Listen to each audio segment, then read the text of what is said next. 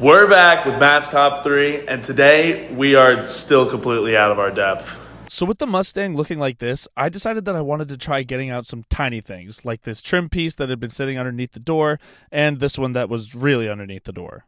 These were pretty quick to get out of the way, so the next order of business was the engine bay.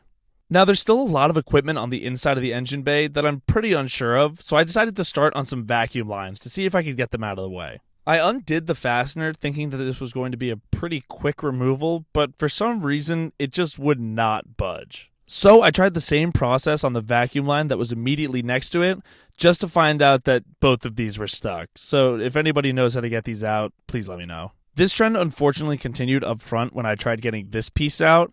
I know it holds the bumper in place, but I didn't want to strip these bolts, so I immediately stopped. Now with 2 losses going into the day, I decided to start cleaning up the top of the firewall to distract myself. There's been a lot of times in this project where I haven't been able to do something, so doing these tiny little things that kind of make me feel like I'm making progress always helps. But with one side down, I decided to start on the next. So using one of the old detailing brushes, I went to town and actually got it looking kind of alright. Also, I kept banging my leg into these random little trim pieces, so I got those out too.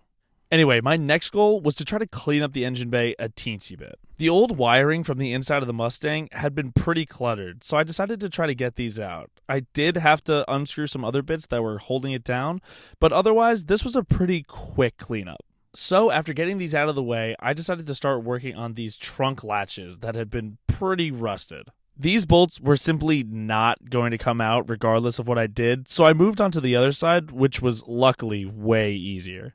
And after a few minutes of going at it, I had fully gotten this thing out. Which ended up being a really cool thing because I ended up finding this tiny little, emissions notice, which was cool. Anyway, after some time away, I decided to try going after this support again, but realized that these tools were definitely not going to cut it. So I went back to the engine bay and found this thing, and decided that taking it out would be the next best option. And even though I wasn't entirely sure what this did, I quickly found out that it was meant for the wipers. But the curse of the rusty bolt struck again, so this wasn't coming out. So now we're at a bit of a crossroads. The reason being, this is the current condition of the Mustang.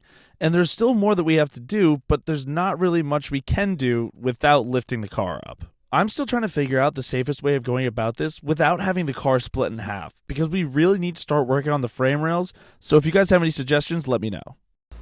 Follow this page as I attempt to complete one of my top three.